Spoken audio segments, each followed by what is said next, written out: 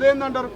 అంటే చాలా ఆశలు ఆశయాలు కాంగ్రెస్ పార్టీని నమ్ముకున్న వాళ్ళు మాలాంటి ఎర్నిస్టులు కూడా అంటే ఇలాంటి రిజర్వేషన్ విషయంలో ఈ రకంగా జరుగుతుందని మేము అసలు ఎక్స్పెక్ట్ చేయలేదు.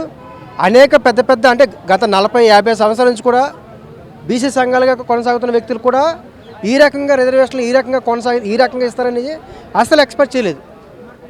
ఒక రాజకీయ పార్టీ అనేది మేనిఫెస్టోలో పెట్టేటప్పుడు కూడా ఇది మాకు భగవద్గీత అదేవిధంగా ఖురాన్తో సమానం అని చెప్పారు ఆ రోజు. ఈరోజు రిజర్వేషన్లు కనుక మనం ప్రధానంగా చూసుకున్నట్లయితే మాత్రం ఈ రిజర్వేషన్ల అంశం మీదే కాంగ్రెస్ పార్టీ మొన్న గెలవడం జరిగింది. చాలా కష్టపడి కొలగన సర్వే చేశారు. సర్వే చేసిన తర్వాత కూడా అసెంబ్లీ తీర్మానం చేశారు. అసెంబ్లీ తీర్మానం చేసి గవర్నర్ గారు పంపించారు. జీవో నెంబర్ 9 ఇచ్చారు. ఆ తర్వాత మొన్న రీసెంట్గా జీవో నెంబర్ 46 ఇచ్చారు. ఈ జీవో నెంబర్ 46లో ప్రధానంగా మొత్తం రిజర్వేషన్లు 50% మించి ఉండకూడదు అనేది ఒక ప్రధానమైన అంశం. ఇప్పుడు బీసీ సంఘాలు ఏం చెప్తున్నాయంటే 18 నుంచి 22% మాత్రమే ఇప్పుడు రిజర్వేషన్లు సర్పంచ్ ఎన్నికలు వస్తాయని చెప్తున్నారు.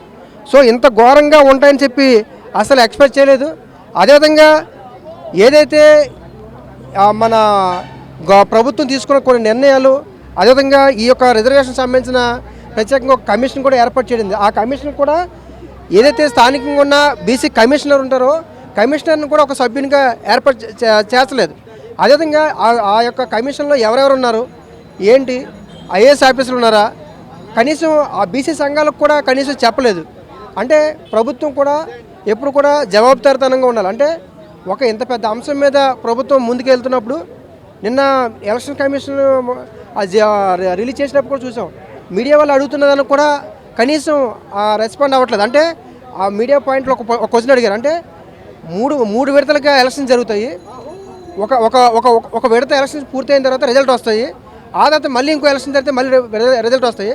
అంటే ఒకసారి రిజల్ట్ వచ్చిన తర్వాత దాని ఒక ఊపు మీదే మిగతా 2 కూడా జరిగే అవకాశం ఉంటుంది. అంటే రిజల్ట్ మొత్తం టోటల్గా 3 ఒకేసారి రిజల్ట్ ఇస్తే దాని ప్రభావం వేరే రకంగా ఉండదు.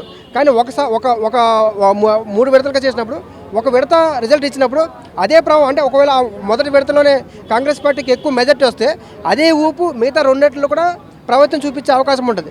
సో ఆ విషయం నిన్న మీడియా వాళ్ళు అడిగితే కూడా ఎలక్షన్ అధికారులు చెప్పట్లేదు. అంటే అంత గోప్యంగా ఎన్నికల అధికారులు కూడా అంత గోప్యంగా ఉండడం అనేది ఇది ప్రజాస్వామ్యంలో సరైన విధానం కాదు.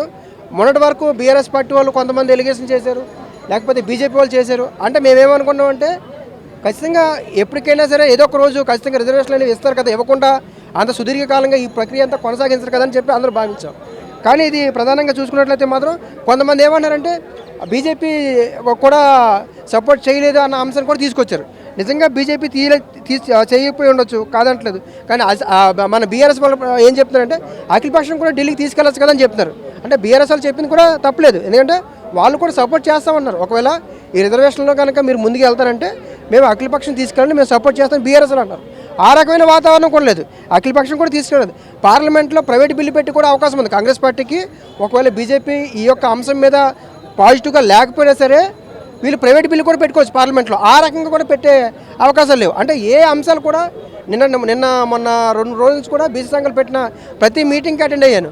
సో ఏ మీటింగ్లో కూడా బీసీ సంఘాలతో సంప్రదించడం కానీ లేకపోతే వాళ్ళకు కనీసం వాళ్ళకి చెప్పడం కానీ అంటే ఈ రకంగా మేము ముందుకు వెళ్ళబోతున్నాము అనే విషయం చెప్పడం కానీ కనీసం ఎవరితో కూడా సంప్రదించుకోకుండా మొండి వైఖరితోటి గవర్నమెంట్ వెళ్తుందని అర్థమవుతుంది అనమాట. ఓకే సార్, అట్లాగే మరి ఈ రోజు దాకా ఇప్పుడు దాకా బీసీ సంఘాలు స్పందించలేదు, మరి దాని గురించి ఏమంటారు? ఆల్రెడీ రిలే నిరాదేశాలు చేస్తాను, నిన్న కూడా చేశారు. మొన్న కూడా మన ఆల్రెడీ ప్రెస్ క్లబ్లో వాటిలో కూడా వాళ్ళు బాగా కొట్లాడుతున్నారు. ఎందుకంటే ఎలక్షన్ అన్నిటికంటే ప్రధానం ఏంటంటే నిన్నే మనకి గెజెట్ ఇచ్చి 2 రోజుల్లోనే మనకి నామినేషన్ డేట్ ఇచ్చారు. అంటే 2 రోజుల్లో ఒక క్యాండిడేట్ నామినేషన్ అంత షార్ట్ టైం అంటే అంత హడావడాడిగా ఎందుకు చేస్తున్నారు అనేది కూడా ఒక అంశం.